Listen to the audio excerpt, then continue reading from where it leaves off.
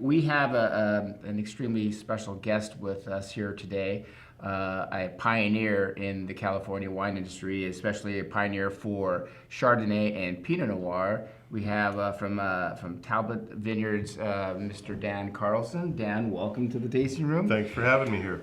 We went on this tangent of cork, and because as you can see, the wines of Talbot uses screw caps, and we can sit here and talk about this for an eternity. But I think what we should really talk about is what's inside the bottle, and that is the wine that is made there at Talbot. You have quite the history with Chardonnay and Pinot Noir going. Yeah, I've been making wine about 36 years throughout the state, Sonoma County, Napa. I've been in this champagne business for 10 years as well.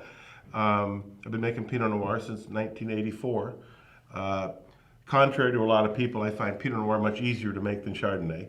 Chardonnay is a very interesting wine to make. It's complicated because it's a really kind of a soft, neutral wine. You have to kind of add some winemaker aspects. Pinot Noir, you don't have to be a winemaker, you have to be a wine grower. Okay. Now, does that, for your feeling with Chardonnay, it's interesting. I actually haven't heard too many winemakers say that. Why do you feel that Chardonnay is more delicate? What are you trying to find? What are you trying to do? Well, I think that any wine that's particularly delicate it's easier to see problems with it. Okay. So, for example, bitterness and astringency or vegetal character, the way we fix that is it's whole cluster pressing on everything, meaning no crushing, no destemming of any white grape. The whole grape is put in the press. Okay. And that's called méthode champenoise. Okay. Most people think of méthode champenoise as fermentation in a bottle. It's actually, right. Most of méthode champenoise dictates how the grapes are handled and pressed. Interesting. Yeah, I think that most people do when it said méthode champenoise on the bottle. It's fermented in the bottle, And there's certain producers in California that say méthode champenoise that aren't using Chardonnay, and, not to mention names, but méthode champenoise is very complicated, and I think 10 years working for Domaine Carneros really showed me the level of fruit purity that you get through whole cluster pressing. Very few people do it because it's expensive and time consuming. Mm-hmm. But even our least expensive wines, 100% whole cluster press. This is why these are vegetarian wines as well. We don't use any fining agents that are animal based. Mm-hmm. And the reason for that is we don't generate bitterness and astringency, so we don't have to fix it. As I was saying earlier, fining agents are like putting people in prison. It fixes them all right, but they don't come out the same. So we work very hard at prevention of negative flavor, not fixing the wines later. And so there's a lot of fruit purity in all the wines. And they're all estate grown, so we grow every grape that we produce wine from. Speaking of Cayley Hart, I mean, just going back to it's incredible value, but now we're talking Sleepy Hollow, Yep. the vineyard. Yep. You pick specific plots for some we do and some we don't. I mean, there's a certain area that it's one of the warmer spots of our vineyard, and because of the warmth, it gets sugar production faster. Okay. So it's interesting. The faster you get sugar production, the less ripe you get, potentially. Right. And so those areas we pick for Cayley.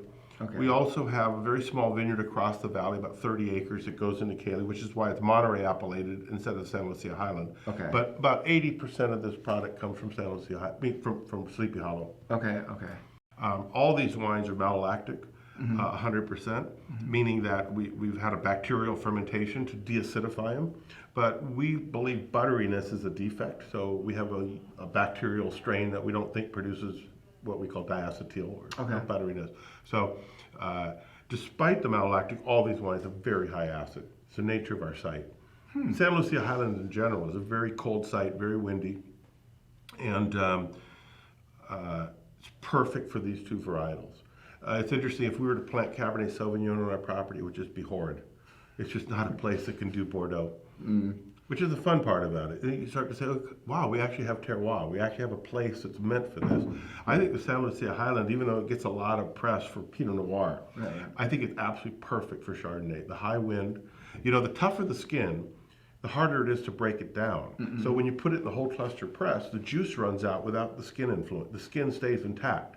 If you're making red wine, you want the skin to dissolve. Right. But if you're making white wine, you want the skin to remain intact. So the windier and more beat on from the wind the wine is, the purer the white wine is, and the more tannic the red wine gets. So our Pinot Noir is planted up on the top of the hill where it's actually sheltered from the wind. Okay. And the Chardonnay is placed in the full-blown wind tunnel.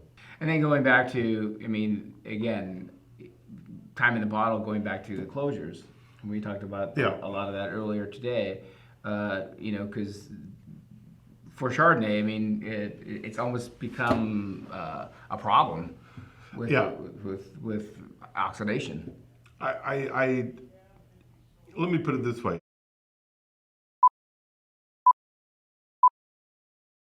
I guarantee this cap for 40 years. I guarantee cork for 40 feet.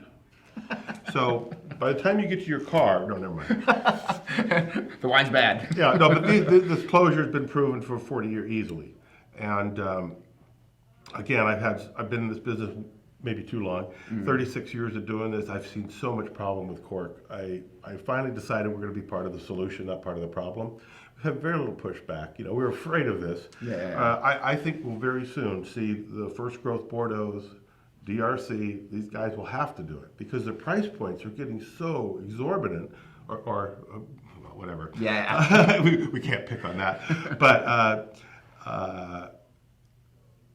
you know, when you're spending that kind of money on a bottle of wine that has a 5% chance of failure, it's kind of like getting on an aircraft with a 5% chance of failure, if you know what I mean. So, I know I wouldn't be getting on that plane. I know I wouldn't be. So, I mean, that's 1 out of 20.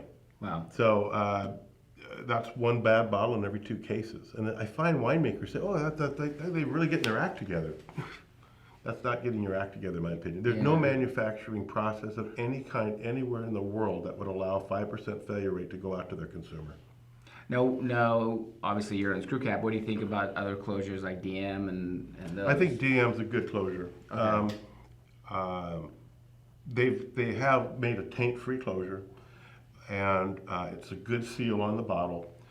You know, there is some concern, and I hear it from people about adhesive, or you know, the glue that holds all this agglomerate together. That doesn't seem to be much of an issue, quite honestly.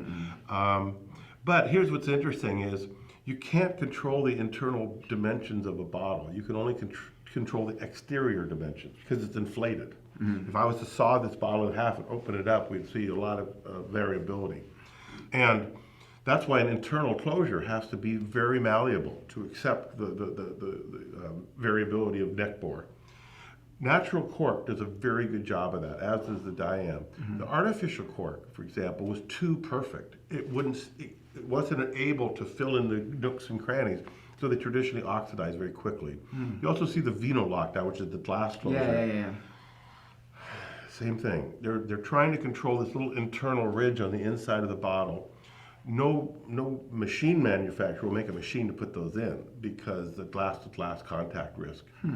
So Vino Locks had some problems. They're aesthetically beautiful. Yeah, they're great. They're really cool. Yeah. But you know, the funny thing is, this is probably the least aesthetic closure, but it works the best. And so at some point, you know, I've never seen an industry in my world that bases a lot of their marketing on their closure. It's kind of odd. You don't see Best Food mayonnaise saying, look at the jar. This is cool stuff. Light, delicate, creamy, smooth. Best Foods brings out the best in other foods. When you want to bring out the flavor and bring out the zest, just bring out the Best Foods. It's real mayonnaise. And bring out the best. You know, I have winemakers sometimes say, oh, screw cap's not proven. Have you ever bought a jar of mustard or mayonnaise or ketchup that doesn't have a screw cap on it? I think it's pretty proven technology. Yeah. And of course, this thing is has been improved through the years to be better and better. This is a tin liner, so you can see. It's absolutely anaerobic liner. No air can get into this, or very little air. Wine doesn't age from the outside in, it ages from the inside out. Just because you could seal this with an ampule, hermetically seal it, open it in 20 years, it will be very developed. It doesn't need air from outside to do that. So essentially, in 40 years, you can open up your Diamond Tea or even Kalahari Chardonnay, and it'll be... Yeah. Let me put it this way. It'll be 40-year-old wine. Imagine taking home a jar of Best Food mayonnaise and wait for 40 years. The seal may be fine. Yeah. But I'm not sure. I'm not sure I'd be inside. engaging myself in that. But what's really fun is these wines age very gracefully. Yeah. I think that we're going to, in the future, hopefully, see these top Bordeaux wines, et cetera, put into screw cap. One of the things that the cork guys say is that, with screw cap we're going to have reduction. We're going to have sulfide problems or something, rotten egg smell. If you have a wine that notoriously has that in the cellar, you have to be very careful. Winemakers think the cork will save them. It's all right, the wine's a little funky, but the cork will blow it off. That's a pretty sad concept. You need to make sure what you're putting in the bottle is appropriate. Right. If I have a wine that has a history of sulfide, and you'll see it in the winery. It'll have it during fermentation, and it'll come back in the barrel, and you have to be sure that you fixed it before you bottle it. Right. These wines don't have sulfide problems. It's not like Syrah that has more of an issue like that. Well, I will say it's not just the closure, but it's the wine that's inside the closure that is everything. And Dan, I mean, you do a fantastic job. Thank you. At Talbot. We love the wines. We've been big fans. We've been around since '82 as well. Yeah. So and Cali is just incredible value. Well, we're always interested in. I'm not of the winemaking school. I'm not a winemaker. I'm a wine producer. And you grow wine, you don't make it. And these are really expressions of our vineyard, not of the winemaker, I suppose. But, our more expensive wines have more winemaker influence, more oak and this kind of thing. Mm-hmm. But I don't like to get wrapped in that ego trip, number one. And number two, it's just not truth. I don't care how good of a winemaker you are. If you have a crappy vineyard, you're not going to win. And you can be a pretty poor winemaker and have a great vineyard and get away with it. Mm-hmm. So I consider myself with a babysitting school of winemaking where we get the grape right and then we just try not to screw it up. So, well, you do a damn good job. Dan, thank you. Thank you. Thanks for having me. Pleasure.